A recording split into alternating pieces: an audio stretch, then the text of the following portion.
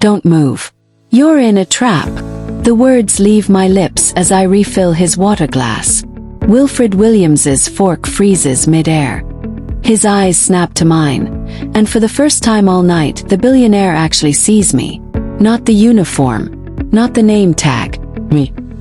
His voice drops to a whisper. What are you talking about? Welcome back to Tales. Please do subscribe and comment. Your time and patience really matters to me in building this community, so let's begin. I lean closer, my hand trembling so badly the water pitcher nearly slips. The two men at table 7, they're not here for dinner. They're here for you. He goes pale. How do you? Because I've seen this before. My throat tightens. 3 years ago, my cousin. They looked exactly like this, and everyone just watched him die. I press a folded napkin into his palm. He opens it under the table. Manager involved. Wine is drugged. He switched it. Back exit through kitchen. When I drop the tray, run. His hands start shaking. Why are you helping me? Because last time I did nothing. My eyes burn. And I've regretted it every single day since. But let me back up, because what happened in the next 8 minutes didn't just save his life. Split mine completely in two. Before that night I was invisible. A struggling single mother grinding through double shifts. Ignored by everyone in power. After that night, I became the woman who trained 3,000 people to recognize danger. Who prevented 8 attacks. Who saved 14 lives. But first I had to survive the next 8 minutes. And so did he. 2 hours earlier. My name is Cynthia Joseph, 34, single mom, professional waitress at the Palm restaurant in Beverly Hills, the kind of place where tech billionaires cut deals over $200 steaks and people like me exist to refill glasses and stay invisible. I was good at my job, really good.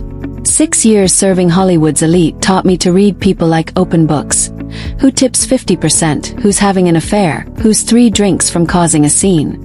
But that Tuesday night, my manager Derek pulled me aside in the kitchen. Table 9 just sat. Wilfred Williams. You know who that is. Course I knew. Billionaire tech mogul. Philanthropist. The man whose foundation kept my daughter Amara's school open with his generous donations.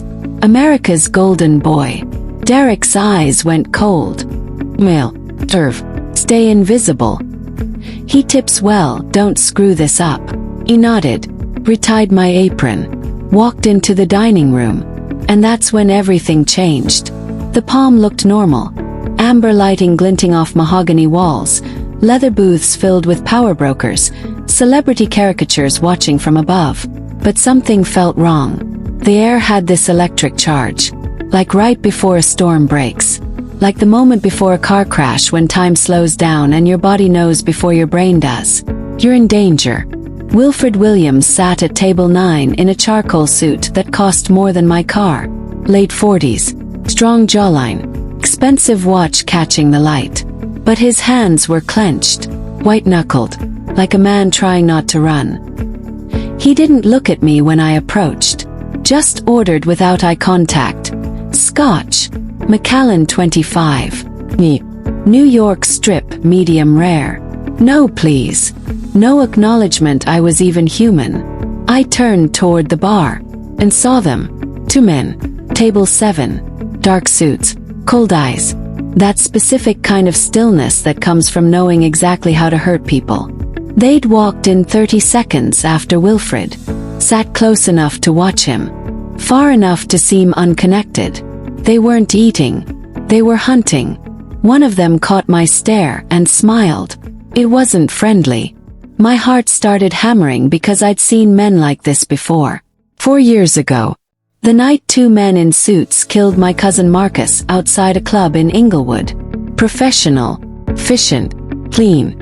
And everyone, including me, just stood there and watched. Frozen. Terrified. Useless. Marcus died on that sidewalk while I hid behind a car. Too scared to move. Too scared to scream. Too scared to do anything but survive and carry the guilt for the rest of my life. I'd sworn I'd never be that person again. The universe was about to test me. I placed Wilfred's Scotch order with Javier at the bar. My hands wouldn't stop shaking. You good, Cynthia? Just tired. I wasn't tired. I was terrified. Because as I walked back toward the dining room with Wilfred's drink, I saw the two men at table 7 order an $800 bottle of wine. Bordeaux, vintage, expensive. But they didn't even look at it when it arrived. They weren't wine collectors. They were waiting. Then I saw something that made my blood turn to ice. One of the men signaled my manager, Derek. Derek nodded, subtle, almost imperceptible, and walked toward the kitchen. The realization hit me like cold water. Derek is in on it. This wasn't random. This was planned. An inside job. Which meant Wilfred's security team was useless. His money was useless. His power was useless. I was the only person in that restaurant who could save him, and I had about 4 minutes to figure out how. I grabbed a napkin from my apron. My hands shook so badly I could barely hold the pen. I scribbled 6 words. Don't move. You're in a trap. Then I walked back to table 9, smiled like nothing was wrong, and pressed that napkin into Wilfred Williams's hand. His fingers closed around it. Eyes met, and I whispered the words that would change both our lives forever. Don't move. You're in a trap. He stared at me like I'd lost my mind, and maybe I had, because what I was about to do could get me killed. But 3 years ago I chose safety over courage, and my cousin died. Not this time. Let me tell you exactly how a regular Tuesday night turned into the moment I stopped being invisible, and became the woman who would train thousands to fight back. But first, you need to understand what happened in those next 8 minutes. Because they didn't just save Wilfred's life. They saved mine too. Derek cornered me in the kitchen before I could breathe. What were you doing at table 9? My job. Refilling his water. You talked to him. I asked how his meal was. I kept my voice steady. Standard service. Derek studied me, eyes narrowed with suspicion. Finally, he nodded toward the wine rack. Take the Cabernet to table 7. The 98. I knew that wine. $800 a bottle. And it had been sitting open on the counter for 20 minutes. That's been uncorked, I said carefully. Derek's smile didn't reach his eyes. I know. Just take it to them. He walked away. My blood ran cold. They're going to drug Wilfred. I grabbed the bottle, but detoured to the bar instead of the dining room. Javier, I need you to trust me. 15 seconds. That's all it took to swap the drugged Cabernet with a clean one from the wine fridge. Javier watched like I'd lost my mind, but he didn't stop me. I delivered the clean bottle to table 7. The men didn't even check the label, just nodded. They weren't wine connoisseurs. They were predators.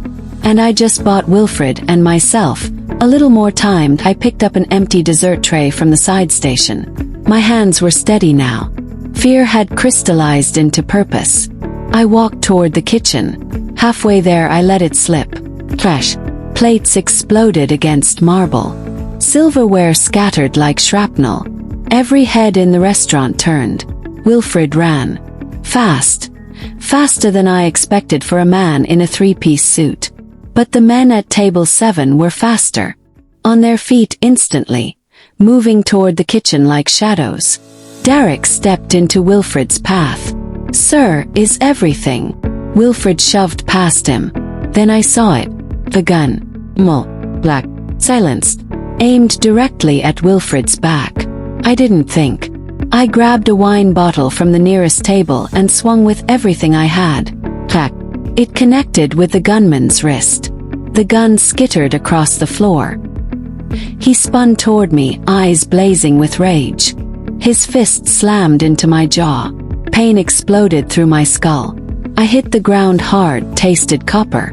But through the ringing in my ears I heard it. The back door slamming open. Wilfred was out. He was safe. You ever wonder if you'd be brave enough when it mattered? I didn't know either. Until that moment. The gunman stood over me, pulled a second gun from his jacket, pointed it directly at my face. You just made a very stupid mistake. Closed my eyes. Thought of Amara, my baby girl. Accepted that this was how it ended. Trash. Windows exploded inward. Armed security flooded the restaurant like a wave. And Wilfred Williams tackled the gunman from behind. They hit the ground together in a tangle of limbs and expensive fabric. Wilfred's hand found my arm. "I've got you." Security swarmed everywhere, zip-tying the men, securing Derek, shouting orders. Wilfred knelt beside me, his $5,000 suit soaked in my blood. "You saved my life," he whispered. "You came back." Tears burned my eyes. "Of course I came back. You didn't leave me." 2 hours later, police tape everywhere, paramedics wrapping my ribs.